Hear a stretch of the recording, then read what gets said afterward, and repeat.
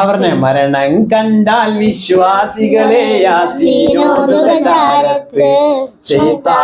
സന്നിധിയിൽ നിന്നും ഓടി ഒളിക്കും ദൂരത്ത്. കൂടാതെ അവിടെ ഇറങ്ങും അംലാക്കൊന്നിനു പിറകെ ഒന്നായി. മലക്കുകൾ ഇങ്ങനെ വലിയായി അല്ലാഹു തആല ഇറക്കും. എവിടെ ഇറക്കും?